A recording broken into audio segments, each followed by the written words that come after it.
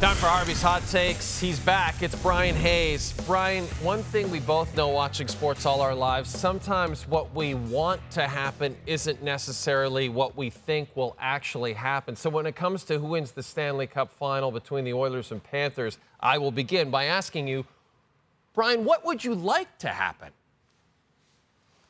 You're absolutely right, Jay, and I will answer you that I would like to see, I want to see the Oilers win to end this narrative surrounding Canadian teams that it's an impossibility to do so, right? We've heard this for 30 years where Canadian teams, you just can't build a winner. How could you possibly compete with the state of Florida? Or now it's the state of Texas or California over the years or whatever it might be down in the U.S. It's always been driving me crazy, and I love that the Oilers are breaking through and in a cup final and have an opportunity to finally slay that dragon and finally end that narrative, that woe is me complaining from every Canadian fan for 30 years, that our backs are up against the wall and it's just too hard. It's too much of a fishbowl. Players don't want to be here. The taxes are too crazy. The media is too crazy. The weather's not good enough. It's always been bogus. It's always about getting the right players, having the players that are wired properly, and having management that's sound,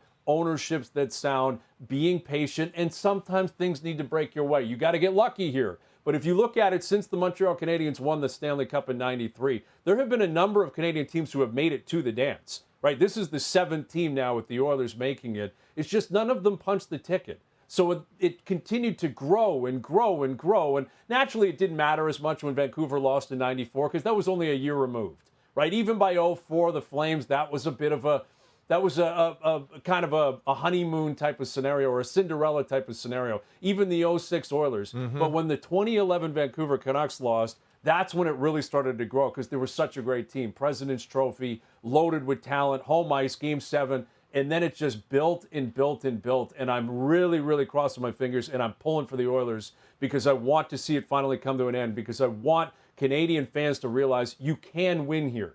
You just need the right players, right management, sound ownership, patience, smarts, draft develop. You can go across the board because that's what the best teams do in every sport. It doesn't matter where they live. It doesn't matter what their climate is. It doesn't matter what their tax situation is.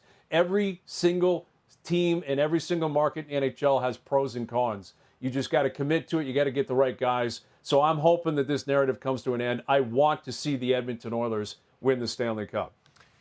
And now, in the words of Larry David and Jerry Seinfeld, Bryan, having said that, what do you think will happen?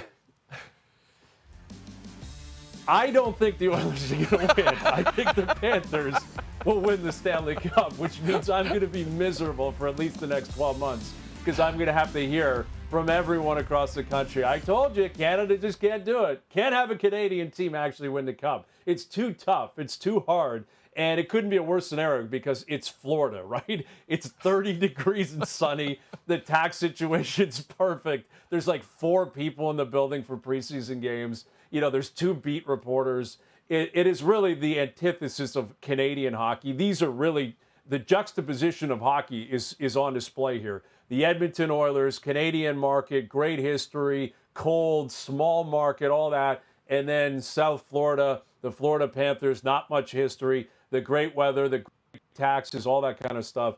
But I love the way the Panthers built here. I do think it's a really close series here to determine, Jay. I think it's close to a coin flip. I really do. Yep. Could totally see the Oilers winning here. I don't see the Panthers blowing their doors off, but I think the Panthers have a few things going for them. One, home ice is significant here. I think if you're dealing with a series where the margins are razor thin, having that advantage, home ice, last change 4 times compared to the Oilers 3 times if it goes to 7, that benefits Paul Maurice and the Panthers. They have the Cup experience. I understand Chris Knobloch, who took an unnecessary shot at the Bills in the 90s, talking about experience, although I love it, is trying to downplay that angle. I'm not willing to downplay it. I think the fact that the Panthers won the Cup final last year is an upper hand on what the Oilers have not experienced in the past.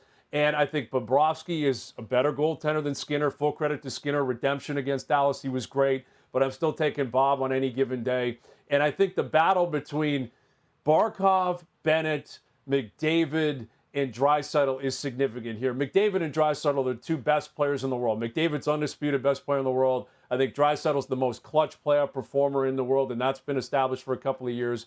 But Barkov is the best two-way center in the league. He is the Selke winner basically every single year. Go talk to Panarin. Go talk to Zibanejad. Talk to Pasternak. Go talk to Kucherov. What it's like to go up against that guy. And the same thing with Sam Bennett. He doesn't have the skill, but he's got the will, and he's going to make life incredibly difficult for those guys. So I like the Panthers here. I like the fact that they went through better teams as well. Tampa, Boston, New York, and really they steamroll those teams for the most part. It really hasn't been close. They have been a team possessed really all year, and it's certainly been highlighted the last 6 weeks. I think it'll be a great series, but I'm going with the Panthers to win the Stanley Cup. And, you referenced that Chris Knoblauch shrapnel that the Buffalo Bills took. In case for whatever reason folks haven't seen it earlier in the show, let's have another look at that one. Yeah, experience is good. I don't know how much experience is beneficial. You can ask the Buffalo Bills how important Super Bowl experience is. Yeah, 30-plus years later, and the Bills are still dealing with those 4 Super Bowl losses. What did you think about Coach Knoblauch referencing the Bills? I guess, in his defense, Brian, they are kind of the best example, aren't they? Yeah. Oh, he's right. I mean, I totally get where he's coming from, right? He's trying to downplay experience, and no one represents that better than the Bills, who went to the Super Bowl 4 years in a row, and it got worse every year. Their best chance to win, as you recall, Jay, was that first year. That's wide right. Yep. Right? Norwood kicks the kick, they win a Super Bowl. Every year it got exponentially worse. By the 4th year, they were getting their doors blown off. So, yeah, it's an accurate analysis or analogy to use. I just think if you're Jim Kelly, if you're Bruce Smith, if you're a fan of the Bills, if you live in Western New York, you're like, Knoblauch, why? You know what I mean? There's a lot of examples of losers in big games. Why do you have to revisit the Bills and Bills fans who got crushed 4 years in a row? It's unprecedented. We'll never see anything like it. No. I like that Knoblauch dropped it. I kind of appreciate it, but it was shrapnel that I'm sure Bills fans were not expecting today. And just like Chris Knoblauch serving up shrapnel to the Bills, Harvey's has been serving Canadians for 65 years, and Bryan Hayes has been serving up hot takes since '83, 10 years before the Florida Panthers even entered the National Hockey League.